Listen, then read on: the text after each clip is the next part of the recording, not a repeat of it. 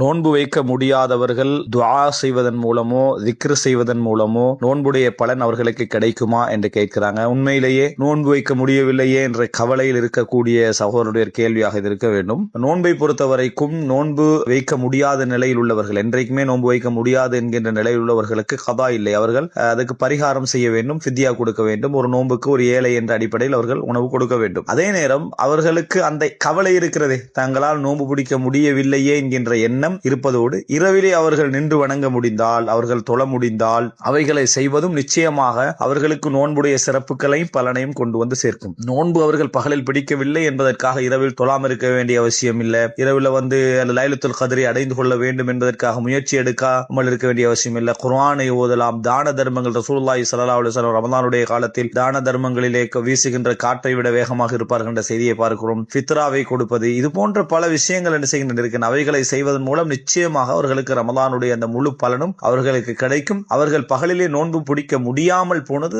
அவர்களாக தேடிக்கொண்டதல்ல, அது ஒரு இயலாமையில் அப்படி நடக்கிறது. அதனால அவர்களுக்கு பரிகாரத்தை இஸ்லாம் சொல்கிறது. எனவே நோன்புடைய சிறப்பை முழுமையாக நோயாளியாக இருக்கக்கூடியவரும் பெற்றுக்கொள்ள முடியும், அவர் இஹ்லாஸாக அதில் அவரால் முடிந்த அமல்களை செய்வாராக இருந்தால்.